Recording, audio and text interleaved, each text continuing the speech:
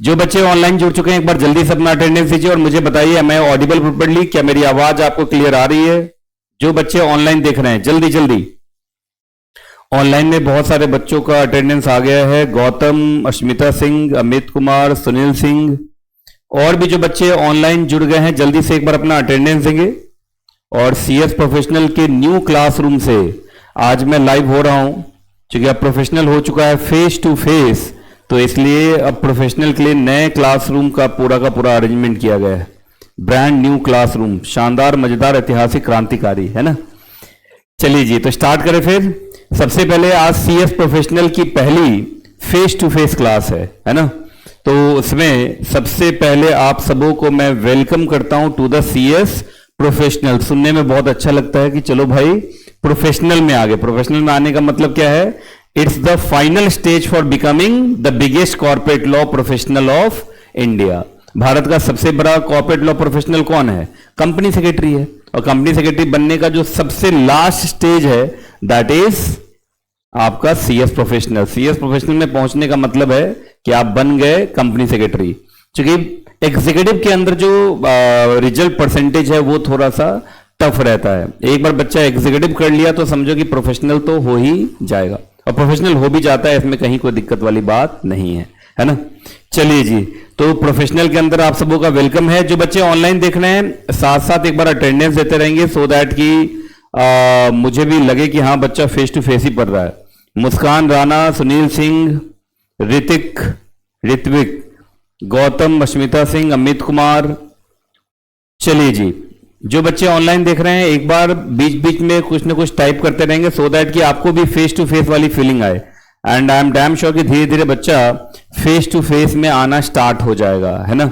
अभी तो स्टार्ट हुआ है, तो ऑनलाइन वाले बच्चों को भी मैं बोलूंगा अगर वो फेस टू फेस आना चाहें तो आ सकते हैं, उनके लिए क्लासरूम एकदम तैयार है। चलिए, सबसे पहले थोड़ा सा प्रोफेशनल का मैं इंट्रो दे देता हूं कि प्रोफेशनल के अंदर क्या क्या चीजें हैं, उसके बाद फिर हम स्टार्ट करते हैं, है ना। चलिए, चूंकि आज फर्स्ट क्लास है तो प्रोफेशनल का थोड़ा इंट्रो देना जरूरी है। ऑनलाइन वाले बच्चे बताते रहेंगे मैं ऑडिबल प्रॉपर्ली, मेरी आवाज में अगर कोई कमी हो तो आप बता सकते हैं अभी। ऑनलाइन वाले बच्चे काव्या गोयल, ऋत्विक, मुस्कान राणा, सुनील सिंह, अमित कुमार, अश्मिता सिंह, गौतम, मैं सबको ऑनलाइन भी देखता रहता हूं। कोई भी दिक्कत हो, कोई भी परेशानी हो, आप मेरे से पूछ सकते हैं, है ना। चलिए, अब मेरी बात को जरा ध्यान से सुनिए। सबसे पहले मैं आपको बता दूं सीएस प्रोफेशनल न्यू सिलेबस के अंदर टोटल 7 सब्जेक्ट्स हैं, 2 ग्रुप में डिवाइडेड है। सबसे पहले मैं आपको यहां पे ग्रुप 1 दिखा रहा हूं। ग्रुप 1 के अंदर 3 सब्जेक्ट हैं। द फर्स्ट इज ईएसजी, है ना, that is environmental, social and governance principles and practice. Second is drafting, जिसका आज मैं बैच स्टार्ट करने जा रहा हूं, ड्राफ्टिंग, प्लीडिंग एंड अपीयरेंसेस। और तीसरा है compliance management, audit and due diligence. अगर हम देखें तो ये तीनों कंपल्सरी सब्जेक्ट है, मतलब कोई चॉइस नहीं है, ये तीनों सब्जेक्ट तो आपको करना ही करना है। The first is ESG, second is drafting and the third is CMADD. जो फोर्थ सब्जेक्ट है दैट इज इलेक्टिव। इलेक्टिव के अंदर 4 ऑप्शन दिए गए हैं, 4 में से कोई एक चुनना है आपको। The first is CSR and social governance, second is internal and forensic audit, third is intellectual property rights and the fourth is artificial intelligence, data analytics and cyber security, है ना। ये प्रोजेक्टर पे सब दिख रहा होगा, दिख रहा ना अच्छे से। चलिए जी, तो इन चारों में से आपने क्या सेलेक्ट किया है? सीएसआर सेलेक्ट किया है, और सीएसआर की कोचिंग हम दे भी रहे हैं बच्चों को। तो ज्यादातर बच्चे इसमें से सीएसआर सेलेक्ट करते हैं, लेकिन अगर किसी को सीएसआर एकदम पसंद नहीं आ रहा है तो फिर दूसरे नंबर पे आप आईपीआर, इंटेलेक्चुअल प्रॉपर्टी लॉ जो है वो इलेक्ट कर सकते हैं। लेकिन इसमें सबसे ज्यादा फैमिलियर होता है आपका सीएसआर, क्योंकि बच्चा सीएसआर पढ़ा रहता है एग्जीक्यूटिव में। आप आईपीआर भी ले सकते हैं, क्योंकि अब आईपीआर भी ग्रुप 2 के अंदर, एग्जीक्यूटिव ग्रुप 2 के अंदर आईपीएल के नाम से पूरा का पूरा है। तो सीएसआर और आईपीआर में से कोई भी चुन सकते हैं, पर ज्यादातर बच्चे सीएसआर ही चुनते हैं। तो हम सीएसआर की कोचिंग देते हैं फेस टू फेस। अब तो सारे सब्जेक्ट की कोचिंग आपको क्या मिलेगी यहाँ, फेस टू फेस। चलिए जी, उसके बाद जो ग्रुप सेकेंड है उसके अंदर 3 सब्जेक्ट हैं। The first subject is strategic management and corporate finance, जिसको हम एसएमसीएफ कहते हैं। Second is corporate restructuring, valuation and insolvency, जिसको हम सीआरवीआई कहते हैं, सीआरवीआई। एंड द थर्ड फिर से इलेक्टिव के अंदर आपको ऑप्शन है आर्बिट्रेशन, मीडिएशन, कंसिलेशन का। Goods and services tax GST, labour laws and practice, banking and insurance और इंसॉल्वेंसी एंड बैंक्रप्सी जो कि आईबीसी है। तो ग्रुप सेकंड के अंदर क्या इलेक्ट किया हुआ आपने? आईबीसी ना। अच्छा चलो बढ़िया है। तो ज्यादातर बच्चे आईबीसी इलेक्ट करते हैं, उसका कारण यह है कि जो सीआरवीआई के अंदर इंसॉल्वेंसी वाला पार्ट है वही यहां पे आईबीसी है। तो ये सब मिला के 2 ग्रुप हुए और 2 ग्रुप के अंदर कितने सब्जेक्ट हो गए? सब मिला के 7 सब्जेक्ट्स हो गए। 2 ग्रुप मिला के कितने सब्जेक्ट? 7 सब्जेक्ट। 7 में से 5 में कोई ऑप्शन नहीं है, करना ही पड़ेगा, और बाकी 2 जो है इलेक्टिव है, एक ग्रुप 1 में और एक ग्रुप 2 में, है ना। चलिए जी, अब एक एक करके देखना शुरू करते हैं, एक एक करके सब कुछ पढ़ना शुरू करते हैं। आज तो खैर हमने ड्राफ्टिंग स्टार्ट करना है। चलो एक काम करो, जो बच्चे ऑनलाइन देख रहे हैं, ऑनलाइन वाले बच्चे एक काम करेंगे, सबसे पहले आपको क्या करना है, सारे सब्जेक्ट का नाम लिख देना है। ऑनलाइन वाले बच्चे जल्दी से सारे के सारे बच्चे पहले सब्जेक्ट का नाम लिख दीजिए, वो जरूरी है। चलो भाई, तो सबसे पहले प्रोफेशनल के अंदर कितने ग्रुप? तो 2 ग्रुप। 2 ग्रुप के अंदर कौन कौन सा सब्जेक्ट भाई? तो सर ग्रुप 1 में 4 सब्जेक्ट, ग्रुप सेकंड के अंदर 3 सब्जेक्ट, सब मिला कितने हो गए? 7।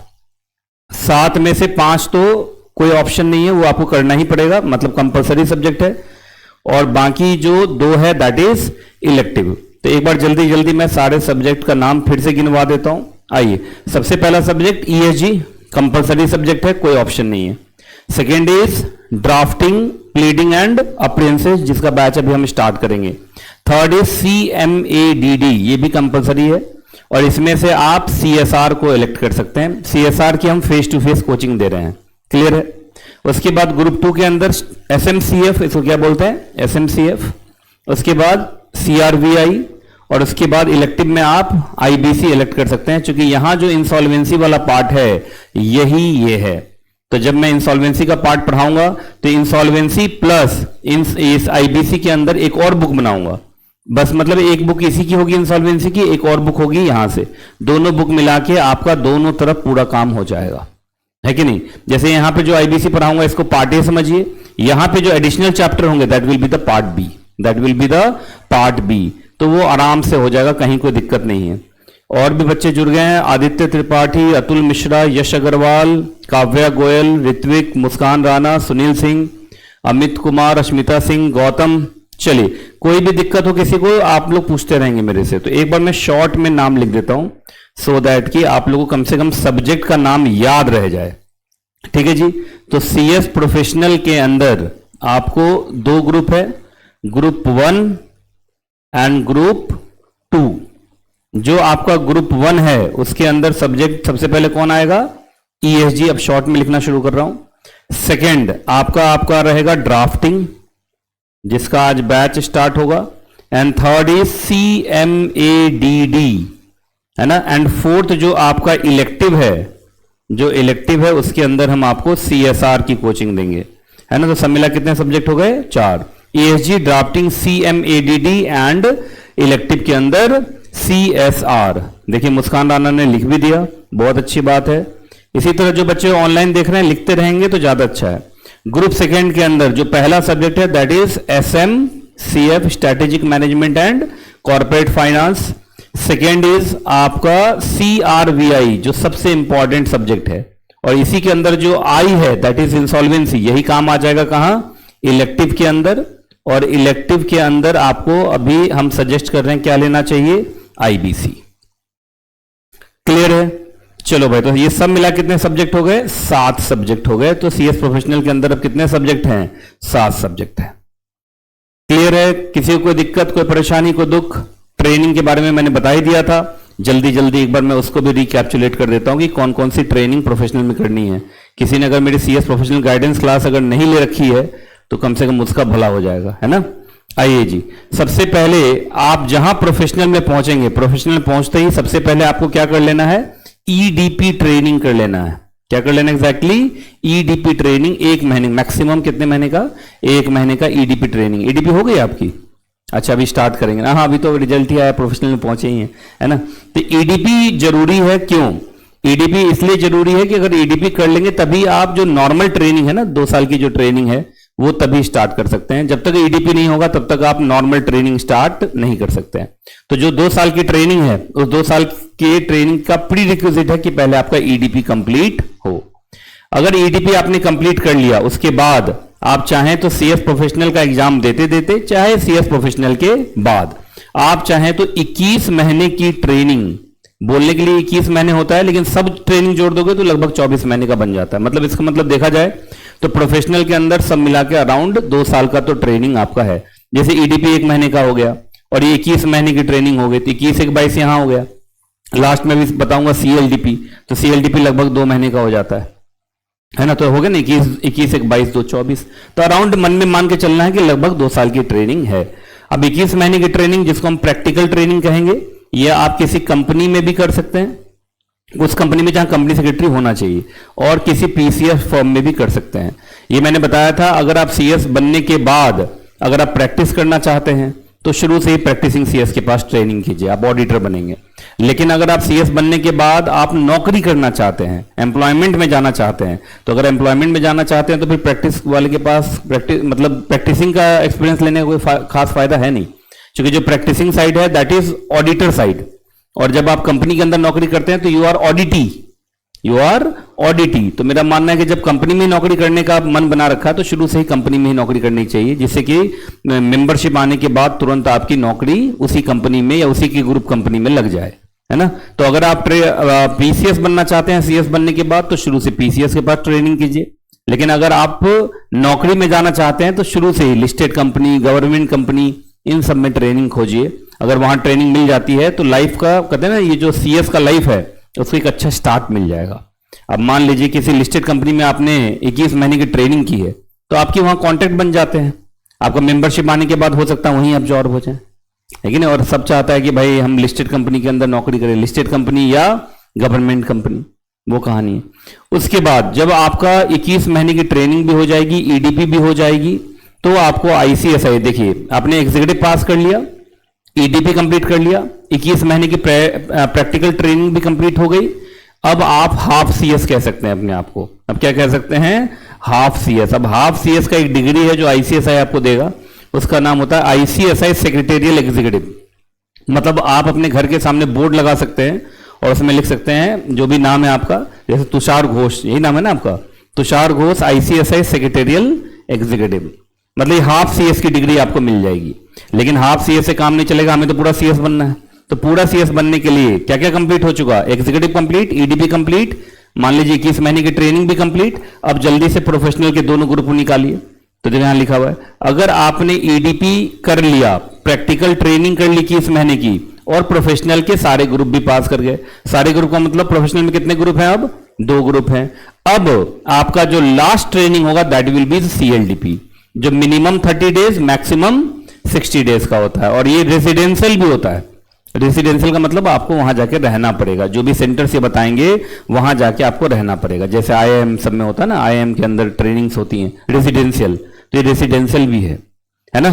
तो ये आपका सीएलडीपी ट्रेनिंग फाइनल ट्रेनिंग है। और आईसीएसआई ने, अगर आपको मैं बताऊं, अभी लेटेस्ट अपडेट आया है कि अगर आप सीएलडीपी कर रहे हैं तो सीएलडीपी के लास्ट दिन के अंदर ही मेंबरशिप दे देगा। मतलब अब मेंबरशिप के लिए आपको वेट करने की जरूरत नहीं है। सीएलडीपी का जो लास्ट डे होगा उसी दिन आपको मेंबरशिप प्रदान कर दी जाएगी, है ना। मतलब अब आपको अलग से अप्लाई फॉर मेंबरशिप नहीं है। सीएलडीपी का जो लास्ट डे होगा that will be your membership day, और बस आप बन गए आईसीएसआई के मेंबर। आपको मिल जाएगा एसीएस डिग्री। क्या मिल जाएगा? ACS degree. तो मोटे मोटे तौर पे बताइए कौन कौन सी ट्रेनिंग है। सर अभी हमने क्या पास किया? सीएस एग्जीक्यूटिव पास किया। प्रोफेशनल में आ गए। कहां आ गए? प्रोफेशनल में। प्रोफेशनल में आते ही सबसे पहले आपको क्या करना है? ईडीपी। ईडीपी करने के बाद आपको 21 महीने की ट्रेनिंग स्टार्ट कर देनी है, जो आपको, इसको क्या बोलते हैं, 21 महीने की प्रैक्टिकल ट्रेनिंग। प्रैक्टिकल ट्रेनिंग जो आप कर सकते हैं किसी पीसीएस के पास या किसी कंपनी में, जो आपको सही लगे, जो आपका करियर ऑब्जेक्टिव हो, ठीक है। उसके बाद आपको इसी बीच में क्या कर लेना है? सीएस प्रोफेशनल के दोनों ग्रुप को पास कर लेना है। ग्रुप 1 को भी पास कर लेना है, ग्रुप 2 को भी पास कर लेना है। जब दोनों पास हो जाएगा उसके बाद अब आपको क्या करना है? सीएलडीपी। क्या करना है? सीएलडीपी। ये फाइनल ट्रेनिंग है। और CLDP करते ही आपको मेंबरशिप दे दी जाएगी। आप बन जाएंगे ICSI के प्राउड मेंबर, आप बन जाएंगे क्वालिफाइड CS जो आप चाहते हैं, है ना। तो मैंने पूरा का पूरा याद ही करवा दिया है कैसे कैसे सब कुछ होने वाला है। CS एग्जीक्यूटिव पास, प्रोफेशनल में EDP करना है, 21 महीने की ट्रेनिंग करनी है, CS प्रोफेशनल के दोनों ग्रुप्स को निकालना है, CLDP करना है, बस अप्लाई फॉर मेंबरशिप। और मैं बताऊं प्रोफेशनल के अंदर जो रिजल्ट है वो काफी अच्छा रिजल्ट है, 28% 30% के आसपास रिजल्ट वो दे रहे हैं। तो चांसेस हैं कि आप आराम से मतलब प्रोफेशनल आपका आराम से निकल जाएगा। जितना एग्जीक्यूटिव में ICSI परेशान करता है उतना वो प्रोफेशनल में परेशान नहीं करता है। और उसका कारण भी है, प्रोफेशनल के अंदर जितने भी सब्जेक्ट का नाम मैंने बताया सब लॉ है। आप देख लो, सबसे पहला सब्जेक्ट EAG लॉ है, दूसरा ड्राफ्टिंग लॉ है, तीसरा आपका CMADD लॉ है, चौथा CSR लॉ है, पांचवा SMCF के अंदर जो CF पार्ट है कॉर्पोरेट फाइनेंस वो भी पूरा लॉ है, स्ट्रेटेजिक मैनेजमेंट भी थ्योरेटिकली है और CS वालों का थ्योरी अच्छा ही होता है, CRBI पूरा लॉ ही है और IBC पूरा लॉ ही। तो देखा जाए तो सातों सब्जेक्ट लॉ है।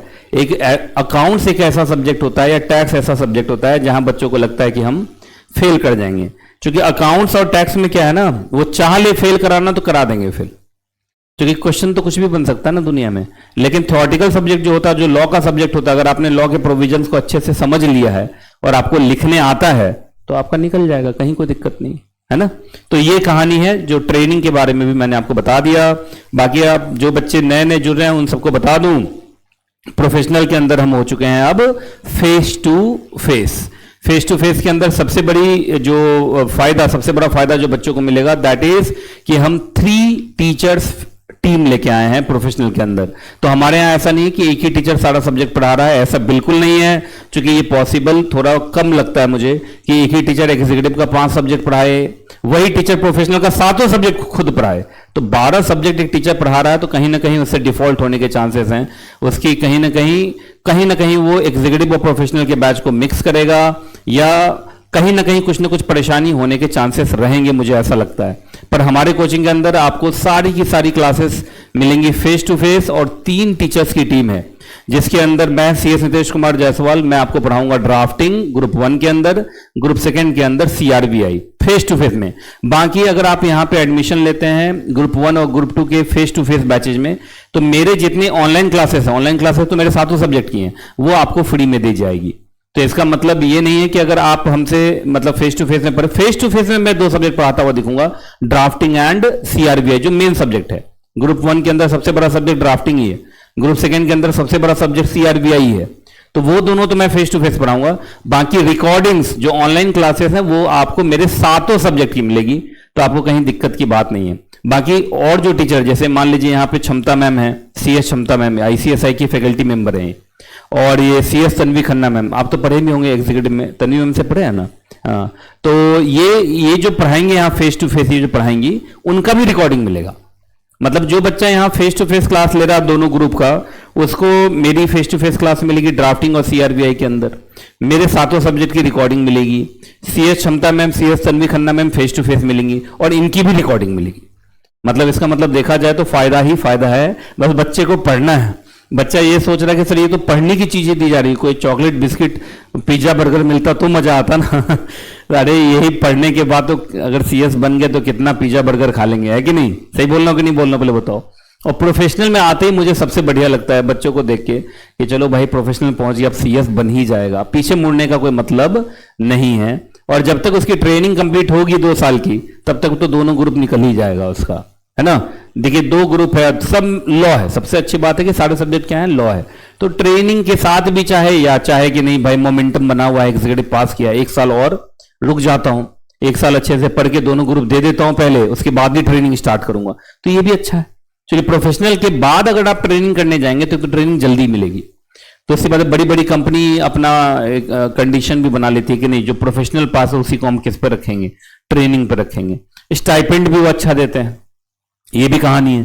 तो दोनों ही ठीक है। कोई बच्चा अगर सोच रहा है कि अभी हम पढ़ाई करते करते ट्रेनिंग भी कर लेंगे 2 साल, और कोई चाहता है कि नहीं 1 साल रुक ही जाता हूं, जब इतना रुका तो एक बार पहले प्रोफेशनल का दोनों ग्रुप अच्छे से दे देता हूं, उसके बाद ही ट्रेनिंग में जाऊंगा, तो दोनों ही अच्छा है। जिसको जैसा अच्छा लगे वो कर सकता है। आपने क्या सोचा है, पहले पढ़ाई, हाँ, एक साल पहले पढ़ाई है ना, सातों सब्जेक्ट पहले एक बार एग्जाम दे लेते हैं, उसके बाद अपना देखा जाएगा जैसे ट्रेनिंग हो। ठीक है, ये भी अच्छा है, मोमेंटम बना हुआ है ना, अभी एग्जीक्यूटिव पास हुआ है, इसी एनर्जी के साथ प्रोफेशनल भी पास हो जाएगा, कम से कम जून दिसंबर का चक्कर खत्म हो जाएगा, तो ट्रेनिंग करने में ही मजा आएगा।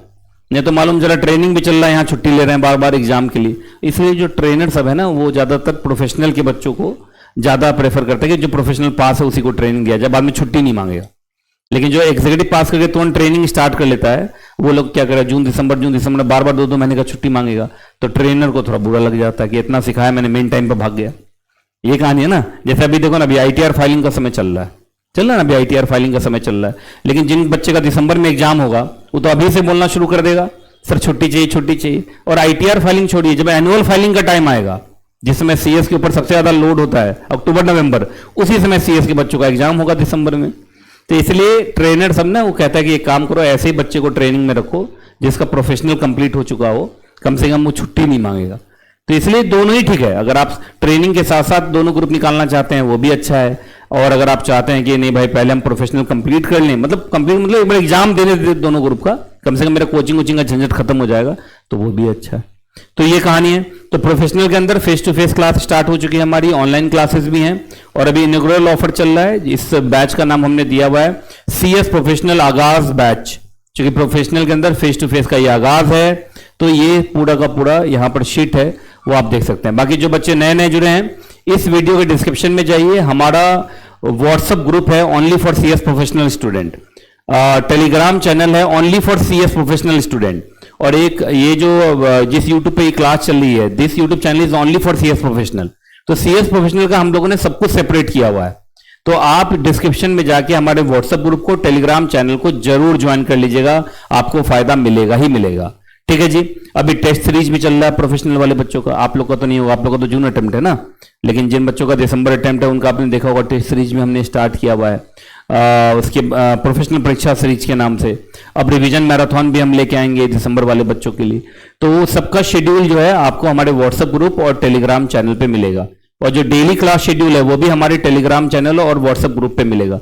आपको जो शेड्यूल मिला होगा व्हाट्सएप ग्रुप में मिला था कि आज क्लास है फेस टू फेस, हाँ। तो इसलिए सारे के सारे बच्चे जो नए बच्चे हैं हमारे व्हाट्सएप ग्रुप और टेलीग्राम चैनल को जरूर ज्वाइन कर लीजिएगा। ठीक है, चलिए जी, हम आते हैं वापस अपने पढ़ाई पे। तो आज हमें कौन सा एग्जैक्टली सब्जेक्ट स्टार्ट करना है? तो सर आज हमें सब्जेक्ट स्टार्ट करना है drafting.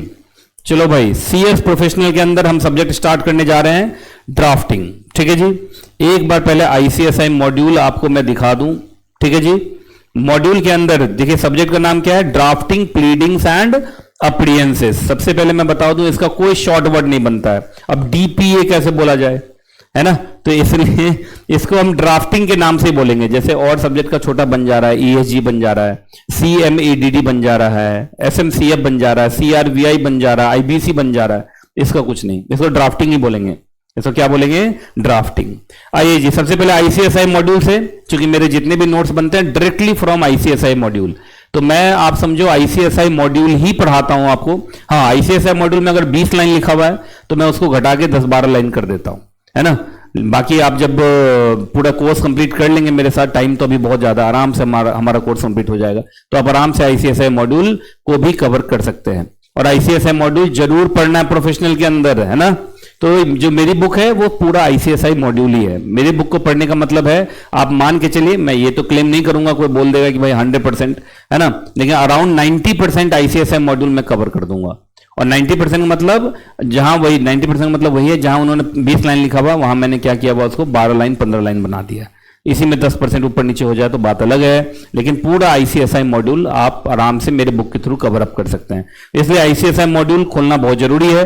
Drafting, pleading and appearances, दो पार्ट में। The part first is drafting and convincing and the part second is pleadings and appearances. अब ये सब क्या होता है मैं बताता हूं। पहले आपको मार्क्स कवरेज बता दूं कि मार्क्स का कवरेज किस तरीके से है। जो ड्राफ्टिंग एंड कन्वेंसिंग है that is of 70 marks, and जो आपका प्लीडिंग एंड अपीयरेंसेस है दैट इज ऑफ 30 मार्क्स। अगर आप देखें तो आईसीएसआई मॉड्यूल के अंदर सब मिला कितने चैप्टर हैं? 14 चैप्टर हैं। लेकिन मैंने अपने बुक के अंदर अगर आप देखेंगे तो मैंने चैप्टर्स काफी बना दिए हैं, काफी बढ़ा दिए हैं। उसका कारण है आईसीएसआई मॉड्यूल के अंदर एक दिक्कत है, वो लोग क्या करते हैं, एक ही चैप्टर में इतना कुछ डाल देते हैं जो बच्चों के लिए बोरिंग हो जाता है। तो आईसीएसआई मॉड्यूल का 14 चैप्टर, लेकिन मेरा जो चैप्टर बन रहा है वो अगर आप देखेंगे तो वो अराउंड 27 चैप्टर बन रहा है, 27 चैप्टर बन रहा है। लेकिन मैंने वही छोटे छोटे पार्ट में डिवाइड कर दिया है। तो छोटे छोटे पार्ट में डिवाइड करने से आपको फायदा मिलेगा, आपका कम से कम इंटरेस्ट बना रहेगा। क्या बना रहेगा? इंटरेस्ट बना रहेगा।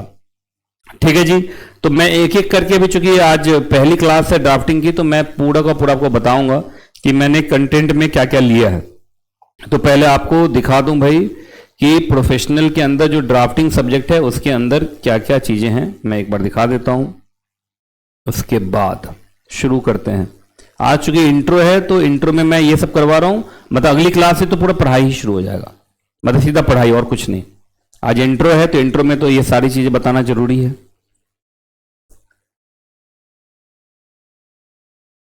चलिए, सबसे पहले मैंने आपको बता दिया था क्या,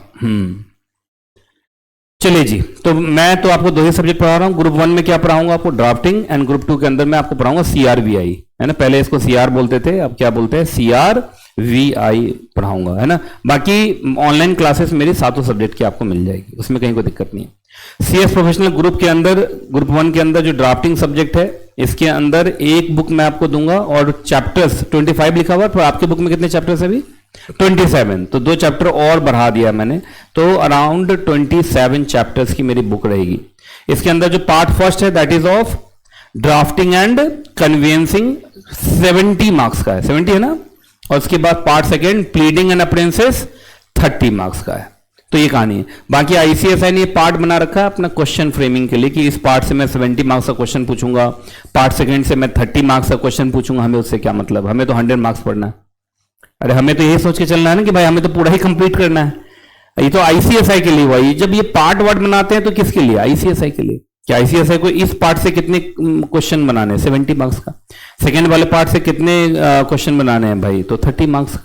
तो वो उनके लिए, हमारे लिए नहीं। हम तो ये समझ के चलेंगे कि हमें 100% पढ़ना है। हमें क्या पढ़ना है? 100%। हाँ, एक फायदा जरूर देता है, जब आप रिवीजन का टाइम लेते हैं ना, तो आप 2 पार्ट में इसको कर सकते हैं। जैसे अगर आपने सुबह वाला टाइम पार्ट फर्स्ट को दिया हुआ है, तो शाम वाला पार्ट किसको दे दिया? पार्ट सेकंड को दे दिया। ये एक फायदा जरूर होता है। बाकी ऐसा कुछ नहीं, हमें तो पूरा बुक ही पढ़ना है।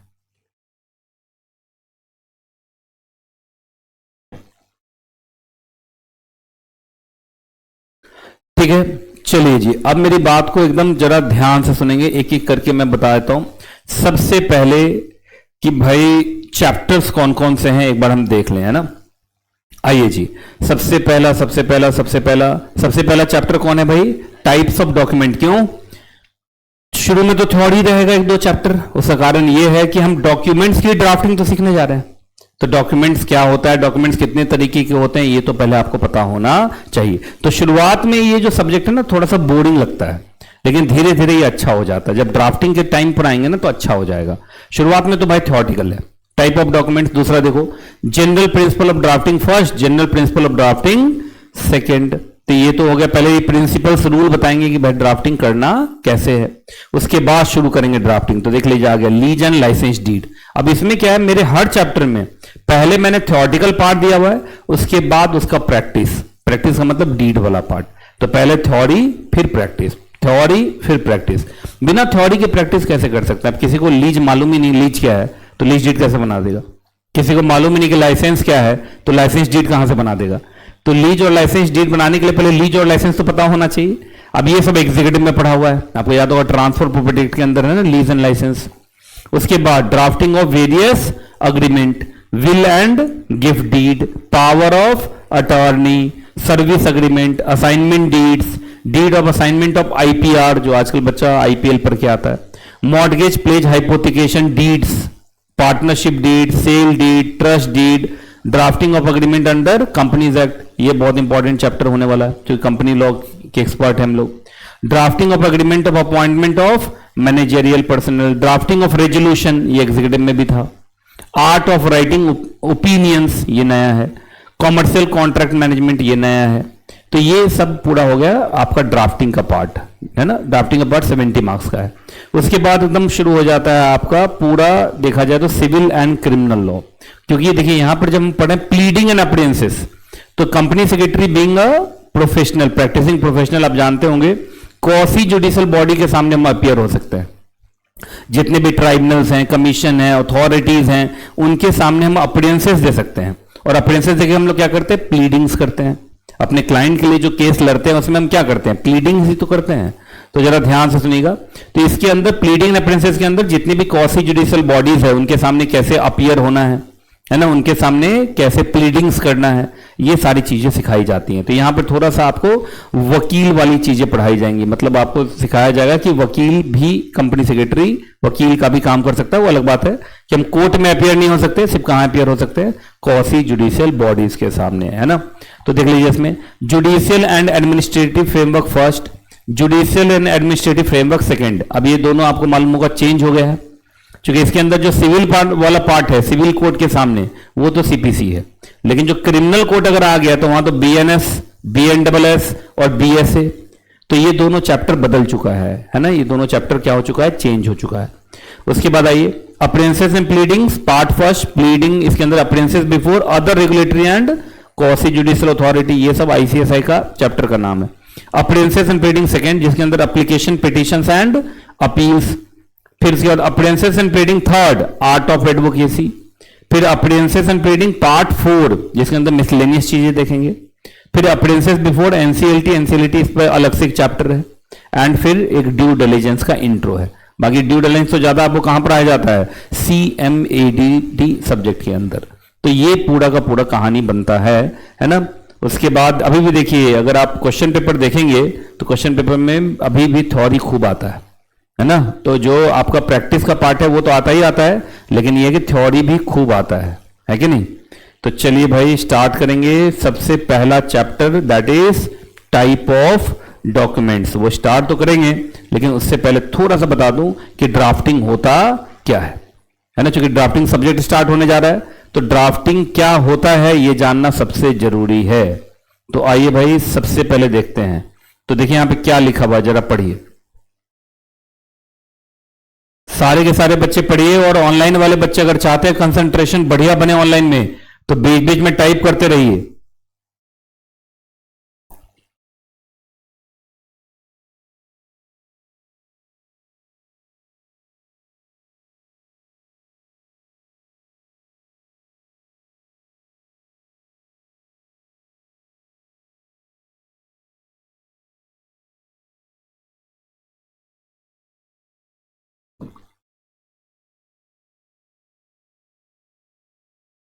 पढ़ लिया? तो आइए, अब आपको ये आगे मिलेगा, लेकिन अभी मैं पहले आपको बता दूं ये क्या है एग्जैक्टली। तो सबसे पहले क्या लिखा है, drafting in a legal sense क्या है भाई। तो देखिए यहां पे आ रहा है। सबसे पहले जब भी ड्राफ्टिंग आप करेंगे ना, जब भी क्या करेंगे आप ड्राफ्टिंग करेंगे, ड्राफ्टिंग हमेशा 2 स्टेप में होता है ना। देखिए सबसे पहला क्या है, जरा ध्यान से सुनिएगा। सबसे पहला पार्ट होगा हमेशा कलेक्शन। अब क्या कलेक्शन भाई, देखो सबसे बड़ी बात है कि आप ड्राफ्टिंग जब भी करेंगे तो किसी मैटर की ड्राफ्टिंग करेंगे, किसी मैटर की ड्राफ्टिंग करेंगे। वो मैटर कुछ भी हो सकता है। मान लीजिए वो मैटर लीज है, तो लीज का मतलब वही किराया, रेंट पर जब मकान देते हैं, तो सबसे पहले उस लीज से जुड़े हुए जितने भी इंफॉर्मेशन हैं उसको पहले कलेक्ट करना पड़ेगा ना। फॉर एग्जाम्पल लीज के अंदर क्या क्या चीजें आपको जानना है, जैसे लेसर कौन है भाई, लेसर का मतलब मकान मालिक। लिसी कौन है, लिसी कौन है, किराएदार कौन है, पहले ये पता करना पड़ेगा। उसके बाद lease for a specific term होता है, तो भाई लीज का ड्यूरेशन क्या है। पहले आपको ये सब रफ कॉपी पे लिखना पड़ेगा, सीधा ड्राफ्टिंग स्टार्ट नहीं कर देते हैं। पहले ड्राफ्टिंग जिस मैटर पे हम करने वाले हैं उस मैटर से जुड़े हुए इंफॉर्मेशन को एक जगह कलेक्ट करते हैं। तो स्टेप 1 हमेशा क्या होगा, कलेक्शन। ड्यूरेशन है। उसके बाद लीज से जुड़े हुए बहुत सारे टर्म्स एंड कंडीशंस भी होंगे, है ना। जैसे रेंट का अमाउंट क्या है, रेंट कब तक पे हो जाना चाहिए, अगर किराएदार रेंट पे नहीं करता है तो क्या कॉन्सिक्वेंसेस हो सकते हैं। टर्म्स एंड कंडीशन में हो सकता है मकान मालिक कुछ राइट्स अपने लिए ही रिजर्व रखे, जैसे पार्किंग का एरिया नहीं दे रहा हो, पार्किंग का एरिया वो अपने पास ही रखे हुआ है, छत पे जाने का परमिशन नहीं दे रहा है, अपने जगह पे नॉनवेज बनाने का परमिशन नहीं दे रहा है, अपने जगह पे रात में 10 बजे के बाद आने का परमिशन नहीं दे रहा है। ऐसे बहुत सारी चीजें हैं, तो ये सारे टर्म्स एंड कंडीशंस के अंदर आएंगे। तो सबसे पहले आपको क्या करना है, जिस मैटर पे आपकी ड्राफ्टिंग होनी है उस मैटर से जुड़े हुए सारे इंफॉर्मेशन को पहले क्या करना है, कलेक्ट करना है। कलेक्शन इज वेरी इंपॉर्टेंट, क्योंकि अगर कलेक्शन में कमी रही तो ड्राफ्टिंग इनकम्प्लीट रहेगा। लेकिन अगर आपने मैटर की से जुड़े हुए जितने भी इंफॉर्मेशन है, अगर उसका कलेक्शन बढ़िया से कर लिया तो ड्राफ्टिंग विल बी 100%। और जब एक बार कलेक्शन हो गया तो दूसरा स्टेप आएगा, that will be the placing. इसी सारे इंफॉर्मेशन को बढ़िया ढंग से प्लेस करना। कैसे प्लेस करना भाई? तो प्लेस करना in a logical manner, in a simple usage style. मतलब इतना टफ ढंग से मत प्लेस कर दीजिएगा कि आम आदमी ना पढ़ सके। आप उसकी प्लेसिंग इतने अच्छे से करो, इतने लॉजिकल मैनर में करो कि उस डॉक्यूमेंट का कंटेंट आराम से कोई भी बिना कंफ्यूजन के समझ जाए। मतलब ड्राफ्टिंग इतना बढ़िया करो कि आपके द्वारा ड्राफ्टेड डॉक्यूमेंट्स को कोई भी इंसान अच्छे से समझ सके कि भाई ये किस ट्रांजैक्शन के ऊपर है, किस मैटर के ऊपर है, इस मैटर में क्या क्या चीजें हैं। तो अगर आप ये सब चीजें अच्छे से कर जाओगे तो कहोगे कि सर हमने बढ़िया ड्राफ्टिंग की। तो बताइए ड्राफ्टिंग अंदर क्या क्या होता है?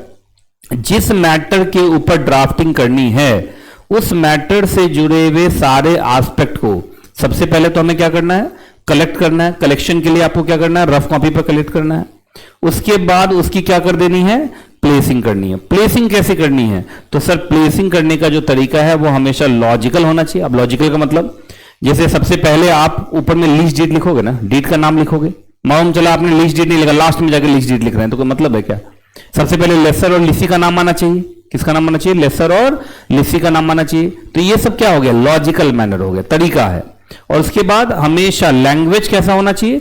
सिंपल ल्यूसिड स्टाइल, मतलब सिंपल लैंग्वेज होना चाहिए, so that any person, any मतलब जरूरी नहीं कि लॉ का एक्सपर्ट हो तभी उसको समझ में आ रहा है, कोई भी पर्सन उसको आराम से समझ सके विदाउट एनी एम्बिग्यूटी। एम्बिग्यूटी का मतलब विदाउट एनी कंफ्यूजन। क्लियर है कि नहीं क्लियर? पहले बताइए आप। ठीक है जी, तो ये था आपका एग्जैक्टली ड्राफ्टिंग। बाकी ड्राफ्टिंग के अंदर एक अच्छी बात बता देता हूं, अगर आप चाहते हैं कि आपकी ड्राफ्टिंग अच्छी रहे, आपकी ड्राफ्टिंग अच्छी रहे, तो उसके लिए जरूरी है कि सबसे पहले उस मैटर से जुड़ा हुआ लॉ आपको पता होना चाहिए। नहीं तो आप ड्राफ्टिंग तो अच्छा कर जाएंगे पर that document will be considered null and void. मान लीजिए आपने कोई भी डॉक्यूमेंट की ड्राफ्टिंग की और उस डॉक्यूमेंट के अंदर कोई भी इलीगल लाइन लिख दिया जो लॉ में परमिसेबल नहीं है, तो फिर वो पूरा का पूरा ड्राफ्टिंग बेकार ही जाएगा। दूसरा फैक्ट जो मैंने आपको बताया था कि उस मैटर से जुड़े हुए जितने भी फैक्ट हैं उसको बढ़िया से पहले क्या करो? कलेक्ट करो। उसके बाद उसकी क्या होगी? प्लेसिंग। और थर्ड लैंग्वेज। लैंग्वेज वो हो जो सबको समझ में आए, जो वो सिंपल ल्यूसिड स्टाइल बोल रहा था। तो तीन चीजों पे आपकी कमांड होनी चाहिए अगर आप अच्छी ड्राफ्टिंग करना चाहते हैं तो। The first is law, second will be the fact and the third will be the language. Law का मतलब आपको लीगल ड्राफ्टिंग करनी है और लीगल ड्राफ्टिंग एज पर लॉ होनी चाहिए। सेकेंड, फैक्ट सारे के सारे उसमें कंसीडर होने चाहिए। और थर्ड, जो आपका लैंग्वेज है वो इतना सिंपल होना चाहिए कि कोई भी उसको पढ़ सके। तो तीन चीजें, एक बार जल्दी से ऑनलाइन वाले बच्चे तीनों लिखो कि the essence of a legal drafting is the first law, second is the fact and the third is the language. ये बात आपको हमेशा याद रखना है। ये सारी चीजें आपको आगे मिलेंगी। आगे पहला चैप्टर तो आपका थ्योरेटिकल है पूरा। अब आइए बाकी एक चीज बता दूं, ड्राफ्टिंग कितने तरीके का होता है। तो आइए भाई, ड्राफ्टिंग जो है स्टैच्यूटरी ड्राफ्टिंग का मतलब हो गया जो स्टैट्यू की वजह से हो रहा है। जो किसी वजह से हो रहा है? स्टैट्यू की वजह से हो रहा है। For example memorandum of association and article of association. अब बताओ ये जो हो रहा है ये लॉ की वजह से हो रहा है ना। हर कंपनी को अपना मेमोरेंडम बनाना जरूरी है, हर कंपनी को अपना आर्टिकल ऑफ एसोसिएशन बनाना जरूरी है। तो इसको क्या बोलते हैं हम? Statutory drafting. Second is commercial drafting. अब इसके अंदर जो कॉमर्शियल, जैसे आपका एजेंसी एग्रीमेंट, प्रिंसिपल एजेंट है ना, प्रिंसिपल एजेंट के थ्रू अपने बहुत सारा काम करता है ना, तो वो सब क्या हो गया? Commercial drafting. प्लीडिंग्स, ये कहां पर होगा? कोर्ट में। कोर्ट और कॉसी जुडिशियल बॉडीज के अंदर। अब चूंकि हम लोग प्रैक्टिसिंग कंपनी सेक्रेटरीज हैं तो हमारे लिए क्या हो गया? ये कॉसी जुडिशियल बॉडीज। ठीक है जी। तो ये तीन तरीके की ड्राफ्टिंग है। बता दीजिए कौन कौन सा? Statutory drafting, commercial drafting and pleadings. ये तीनों ही हमें करना है और ये जितना भी हमारा कोर्स है ड्राफ्टिंग का उसमें ये तीनों ही हमें करना है। स्टैच्यूटरी ड्राफ्टिंग भी करना है, कॉमर्शियल ड्राफ्टिंग भी करना है और प्लीडिंग्स भी करना है। क्लियर है? चलिए जी, उसके बाद मैं आपको दिखाता हूं और भी चीजें।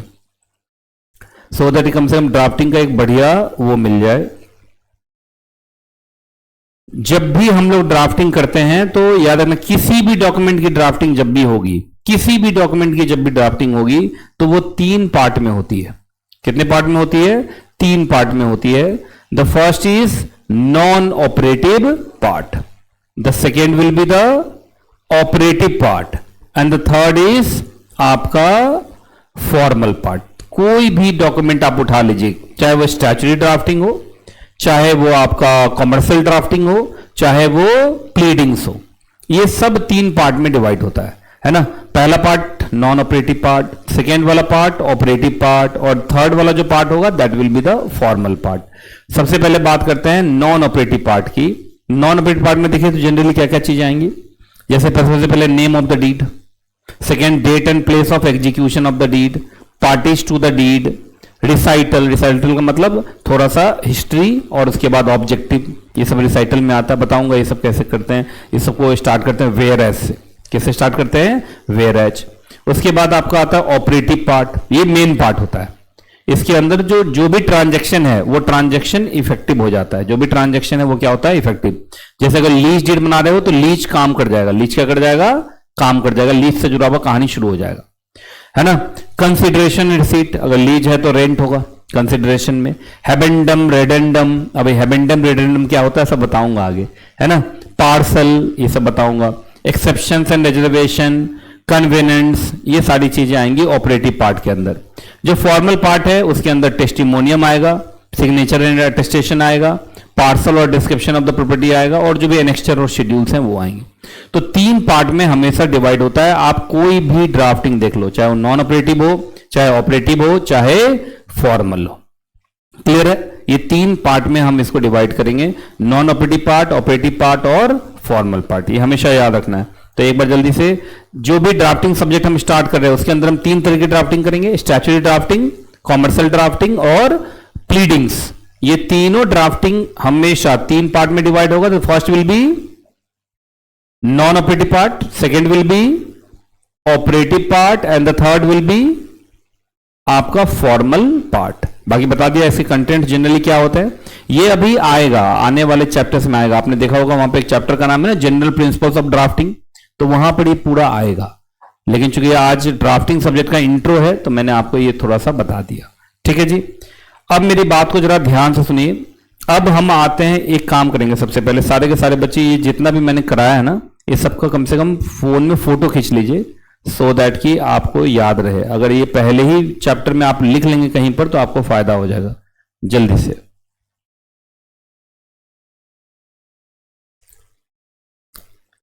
क्योंकि इसको लिखने में तो टाइम लग जाएगा। फोटो ही खींच लो आप, अभी क्लास के बाद लिख लेना।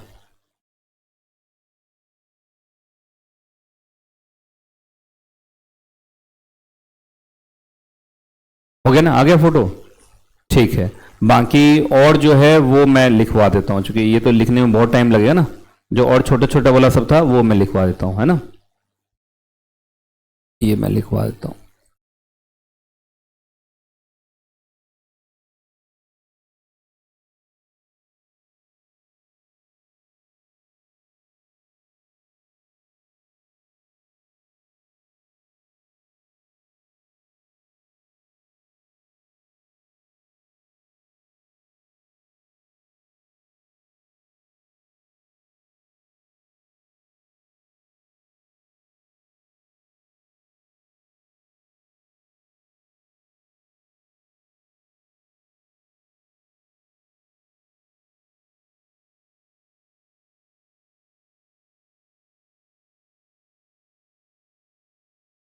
ये फाइल थोड़ा फंस गया लग रहा है मुझे।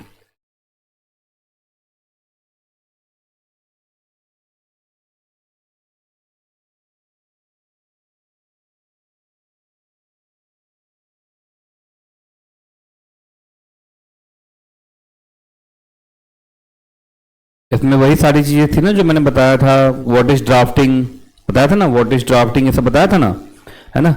तो कोई बात नहीं है, वो अभी काम ठीक से कर नहीं रहा है। अगर कुछ देर में काम करता है तो फिर उसको देखते हैं, है ना। मैं बाकी पीछे वीडियो में तो मैंने दिखाई दिया था, बच्चा वहां से उसको आराम से लिख सकता है ना। ये कंप्यूटर थोड़ा सा ना आज फंस रहा है। अभी बताया ना, नई नई क्लासरूम हमने बनाया है, तो नई नई क्लासरूम में एक दो क्लास में तो थोड़ा सा ऐसा रहता है कि नहीं। अब मेरी बात को जरा ध्यान सुनिए, क्योंकि आज बैच स्टार्ट हो रहा है। तो आज ड्राफ्टिंग का बैच स्टार्ट हो गया, उसके बाद आपका CMADD, उसके बाद ESG, अब ये सारी क्लासेस स्टार्ट हो जाएंगी। क्योंकि मुझे शुभारंभ करना था तो मैं आ गया सबसे पहले। मतलब आज मेरे पहले क्लास होनी थी ना, CMADD की क्लास होनी थी, लेकिन वो आज नहीं हो पाई क्योंकि मुझे ही स्टार्ट करना था। तो अब लेकिन अब आपकी सारी क्लासेस स्टार्ट हो जाएगी। जैसे आज अभी ड्राफ्टिंग हो गया, अभी चैप्टर 1 मैं टच नहीं कर रहा हूं, क्योंकि अब मैं अगली क्लास से और बच्चे थोड़े जुड़ जाएंगे, तो फिर चैप्टर 1 से मैं स्टार्ट कर दूंगा। ठीक है ना, कम से कम शुभारंभ हो गया आज, और फेस टू फेस क्लास का शुभारंभ हो गया तब हो गया, मतलब अभी चलता रहेगा, रुकेगा नहीं, फेस टू फेस होके रहेगा, पूरा बैच होगा आराम से। ठीक है ना। तो जो बच्चे ऑनलाइन अभी देख रहे हैं वो चाहे तो फेस टू फेस में आ सकते हैं, मैं सबको इन्वाइट कर रहा हूं। उसके बाद फिर कल आपका ग्रुप 2 है, तो कल CRBI की क्लास मैं लूंगा। उससे पहले मुझे लगता है SMCF का शेड्यूल होगा, तो वो कल मैडम लेंगी। तो कल पहले मैडम लेंगी, उसके बाद मैं क्लास लूंगा। मतलब अब सारी क्लासेस एज पर शेड्यूल चलेगी। तो आज चूंकि फर्स्ट क्लास है तो आज मैं इतना इंट्रो करके छोड़ रहा हूं। ठीक है। तो ऑनलाइन वाले बच्चे, कोई भी दिक्कत हो, कोई भी परेशानी हो, मैंने बताया था इस वीडियो के लास्ट में, आप मतलब वीडियो के डिस्क्रिप्शन में आपको हमारा व्हाट्सएप ग्रुप और टेलीग्राम चैनल का लिंक मिलेगा, उसको जरूर ज्वाइन कर लीजिए। कोई भी दिक्कत हो, परेशानी हो, आप मेरे से बात कर सकते हैं। बाकी अपने दोस्तों को जरूर बता दीजिएगा, face to face class start हो चुकी है। अभी ज्यादा कुछ हुआ नहीं, आज तो चैप्टर 1 हमने स्टार्ट भी नहीं किया, अगली क्लास में हम चैप्टर 1 स्टार्ट करेंगे, है ना। लेकिन यह है कि हम पूरा पढ़ेंगे line by line, word by word. ठीक है जी। तो इसके लिए जरूरी है, अगर आप ऑनलाइन पढ़ते हैं तो मेरे साथ हमेशा टाइम से जुड़ जाइएगा, और आप कुछ कुछ लिखते रहेंगे, सो दैट कि ऑनलाइन में भी फेस टू फेस का फील आए। और बाकी अगर आपको थोड़ा सा भी डेविएशन लगता है तो फेस टू फेस क्लास में आने की कोशिश कीजिएगा। हमारे क्लास का टाइमिंग इस तरीके का है कि अगर आप चाहें तो यहां के बाद भी ट्रेनिंग के लिए जा सकते हैं। अगर आपने ट्रेनिंग स्टार्ट कर दी हो तो सुबह सुबह मॉर्निंग क्लास ही हमने रखा है, morning class plus Saturday Sunday मिला के रखा हुआ है, तो सो दैट कि आपको कहीं पे भी कोई दिक्कत नहीं आएगी। बाकी कभी भी अगर ऐसा लगा कि एग्जीक्यूटिव के ऑडिटोरियम से मुझे टाइम मिला, जैसे उनका बैच मान लो कंप्लीट हो गया, तो मैं फिर इधर लंबी लंबी क्लासेस लूंगा प्रोफेशनल के अंदर, क्लास का टाइम थोड़ा बढ़ा दूंगा, सो दैट कि प्रोफेशनल वालों का भी टाइम मतलब कोर्स जल्दी से कंप्लीट हो जाए, जो उनका भी उसके बाद रिवीजन होगा, है ना। तो चलिए ठीक है जी, आज की क्लास यहीं तक। अगर क्लासेस अच्छी लगी हो तो वीडियो को जरूर लाइक कर दीजिएगा, और लाइक जरूर कर दीजिएगा। ठीक है। तो चलिए आज की क्लास यहीं तक, फिर मिलूंगा अगली क्लास में। जब तक ना मिलूं, दुआ में याद रखिएगा। खुश रहें आप, खुश रहें आपका परिवार। Thank you.